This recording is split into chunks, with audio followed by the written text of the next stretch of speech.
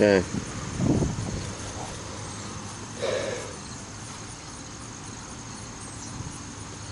Alright. As you can see, we've got the hood bolted on. But here's our bumper cover. The radiator, fuel tank, fuel lines, brake lines, anything to do with emissions in case we got to change anything. We just pulled that just in case.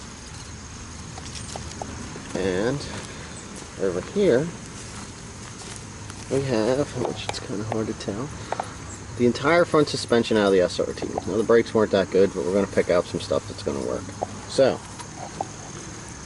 what we're going to do now is we are now going to remove the engine cradle, brake line, fuel line, and get this engine bay ready for a turbo. Okay, so we're also going to be removing the strut, the spindle, and everything down underneath here, the brake line. All that stuff's different. We're going to be upgrading to the SRT4 stuff. That way you can kind of see what's in here. These bolts here usually are pretty easy to get to. If you need to heat it a little bit, you can. These here, sometimes you have issues with. I've drilled and stuck a grommet here already. There's also, if you pull the carpet back, you should be able to see where you can drill a hole inside the car to get access down to it, to either spray it with some stuff or, you know, heat it a little bit on the top with a torch or whatnot. That way you can actually get the bolt out of the bolt, the nut that's actually up inside, so you don't snap it off. That way you can reassemble everything, because that's a pretty critical bolt. So, alright, let's get this stuff tore out of here, and we'll show you where we're at when we get it done. Alright, no more strut, no more brake line, hose, caliper, spindle. We got all that stuff out of the way. Now we got to do the other side, make it match, and then remove the lower cradle. Basically, the lower cradle and stuff pretty much is the same. I've seen small differences in them. Depends on the year of the car. The newer they are, it looks like they tried to make the regular ones a little cheaper than they did in the SRT4s. I mean, our biggest issue here is we've got a shot bushing back here. The boot shot on the inner tie rod. I'm sure there's play. As loose as this thing is, it's probably no good. So we're actually going to put everything in out of the lower mileage parts car, and it'll just make for a nicer job. Because if you see any problems when you're doing this stuff, just fix them. They're just so much easier to do when stuff's apart. All right, update soon.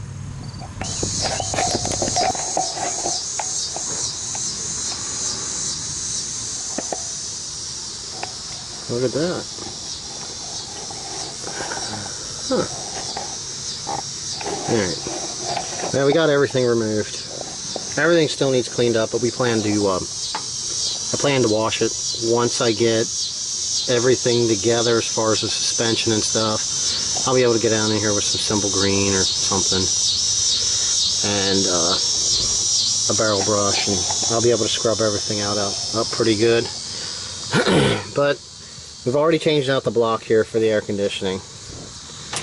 We have our ABS that'll go onto our lines. That runs to the rear. It actually plugs in down over here on this side. So like I said, there's a lot to change when you do these. Now we already have all the brake lines. They are removed. I don't know if we can see down under here. We already have all that stuff out. Fuel tanks out. You still have to remove what's left of this line here. It runs to that side. We got this one trimmed up here. So right now what we're going to do is we're going to work on getting the lines in and work on getting the front and lower suspension cradle in up front, which is all this here. There's our brake lines, emissions lines, like we went over the other day. and our fuel tank, so we'll be able to get some of this stuff cleaned up out of the way here off the ground. We have our lower engine cradle. Both wheel bearings are good. Stock bushings and the control arms are good. Ball joints and all that stuff are good. We pulled all that stuff out. There's some of our rear suspension sitting here. Alright. Alright, we have all of our ABS lines are run. Our wiring to go to our rear ABS sensors is installed. There we go, see, look, brake line comes out where it's supposed to. Now, we're going to get ready to lift the cradle in out of the SRT, and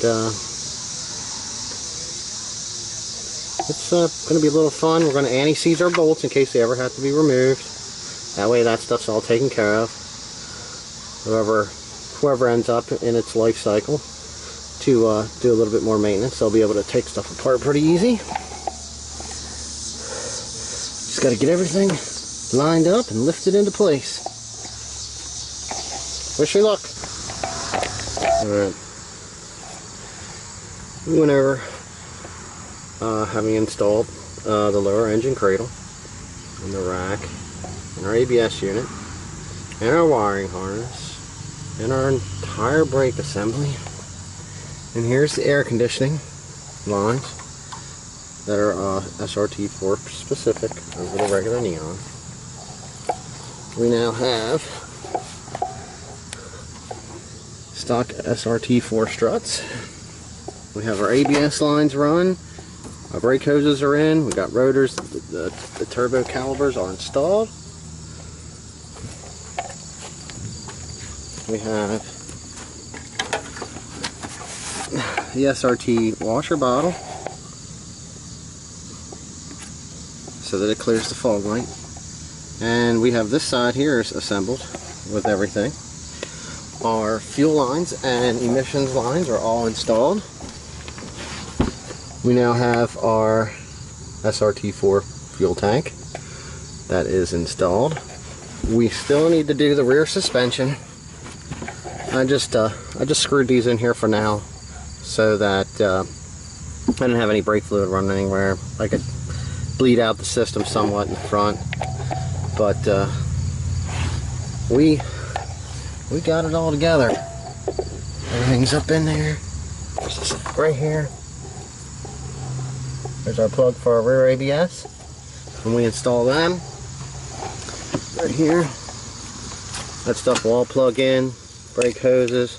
We'll have to run the e-brake lines because they're different. But our pile is quite dwindled down here. So that's where we're at. We're gonna probably get this thing so it can roll. That way it's not in the yard. And push it over into the driveway and wash the engine bay out with some simple green. And go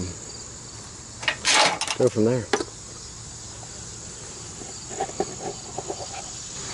Alright, we got our shifter cables installed along with our Mad Dog shifter.